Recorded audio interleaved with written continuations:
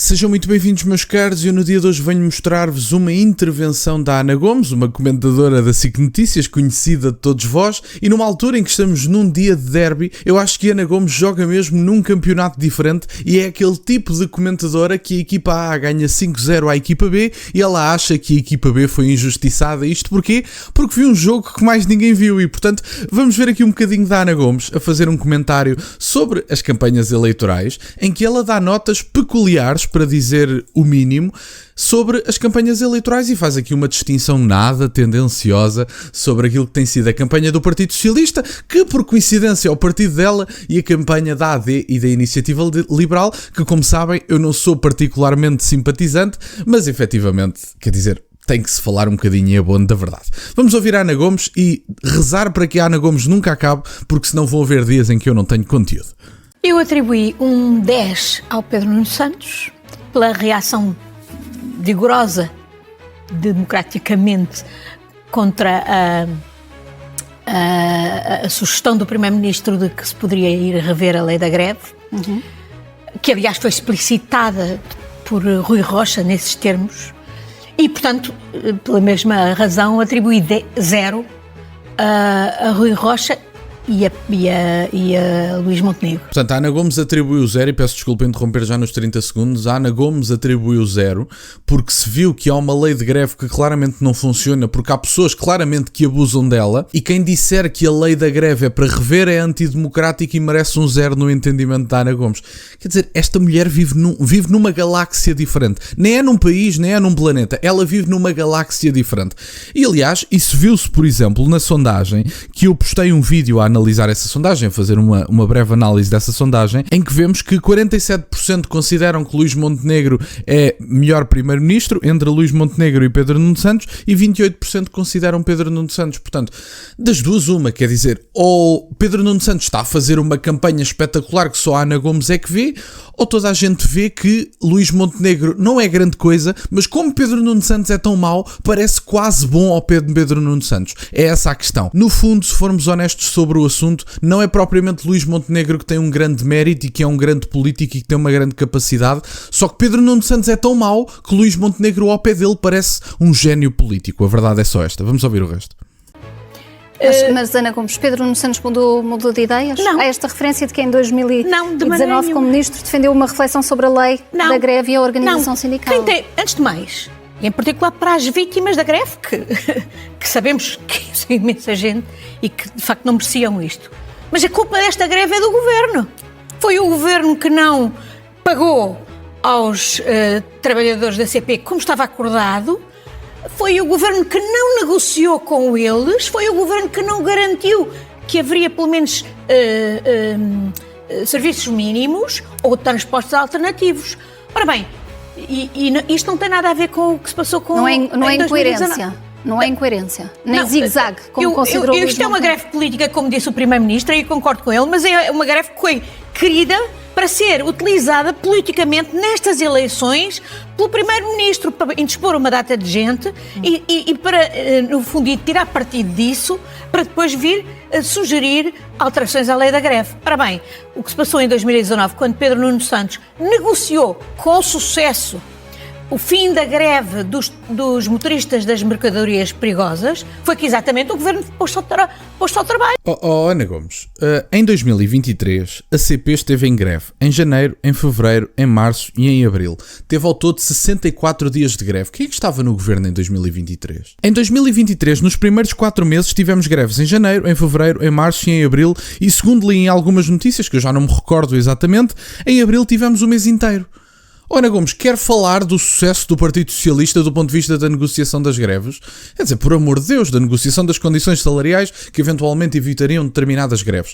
Ana Gomes, por amor de Deus, o sucesso do Partido Socialista, greves só em 2023, que sabem perfeitamente, Luís Montenegro, quer dizer, eu não sou a favor de Luís Montenegro, mas caramba, o homem foi eleito em março de 2024, portanto também, em abono da verdade, temos que falar. Agora, em 2023, janeiro, fevereiro, março e abril foi o mês todo. Este foi o sucesso do Partido Socialista, porque a Ana Gomes decidiu escolher um caso completamente pontual em 2019, ao longo de 8 anos, para dizer que o Partido Socialista esteve muito bem na gestão do ponto de vista das greves. O Partido Socialista tem a mãozinha em muitos sindicatos que fazem estas greves para serem utilizadas do ponto de vista político. Ou acha que as pessoas são estúpidas? Quer dizer, isto se calhar até funciona para uma parte da população. Sinceramente não sei qual é que é a reação da pessoa comum em Portugal a este tipo de questões. E eu não estou com isto a dizer que não sou a pessoa comum, estou com isto a dizer que estou mais atento à política porque estudo ciência política. É só isso, não é mais nada. E eu sei que há uma boa parte, até olhando para aquilo que é a abstenção, há uma boa parte do país que não quer saber de política. Portanto,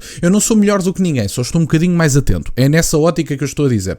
Eu não sei como é que a pessoa que está menos atenta à política vai reagir a esta situação. Agora, nós todos sabemos que há sindicatos que estão a mando de forças políticas e que inclusive têm uma grande troca de pessoas internamente, de políticos e de efetivamente pessoas politizadas que politizam também esses mesmos sindicatos e que marcam determinadas greves consoante lhes dá jeito politicamente. Nós todos sabemos disso e, portanto, sim, a lei da greve tem que ser revista. As pessoas não têm que estar a pagar o passe para depois não terem transportes. Quer dizer, pagam o passe porque Vossas Excelências querem fazer greve durante uma semana, fazem greve durante uma semana e que se lixa a pessoa comum que é mesmo assim. Isso é inaceitável. E, portanto, o que tem que ser feito, sim, é uma revisão da lei das greves, porque isto que tem acontecido é uma bandalheira de todo o tamanho. Está sol, fazem greves. Está chuva, fazem greves. Está vento, fazem greve. Quer dizer, eu não sou, por definição, contra as greves. Eu acho que a liberdade de manifestação, e a greve seria, eventualmente, uma forma de manifestação, eu não tenho nada contra isso. Agora, prejudicar os serviços que metem o país a mexer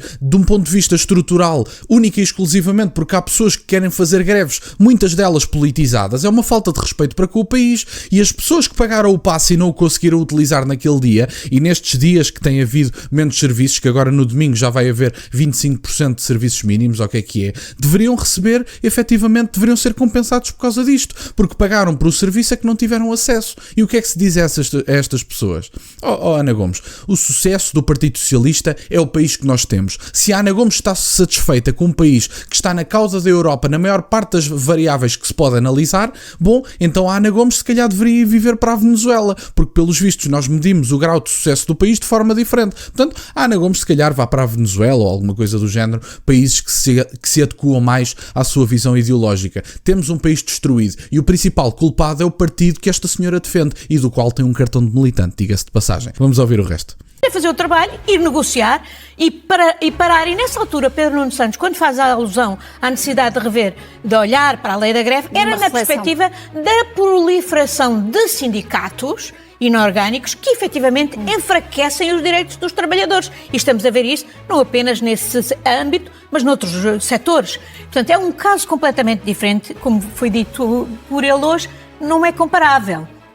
Neste caso, como digo, o Rui Rocha, que tudo indica, se a AD ganhasse, seria o parceiro privilegiado do governo da AD, veio explicitar que o objetivo era, efetivamente, de rever a lei da greve e, portanto, pôr em causa direitos fundamentais, não apenas dos trabalhadores da CP, mas de todos os trabalhadores, incluindo aqueles que são os mais prejudicados por esta greve. Incluindo muitos deles que marcam greves de forma política porque têm sindicatos politizados que os levam a fazer esse tipo de greves, que isso acontece com bastante frequência. Eu tenho uma sugestão para a Ana Gomes. Para deixarmos de retirar direitos aos trabalhadores e melhorarmos a sua condição de vida, temos que tirar o Estado da frente.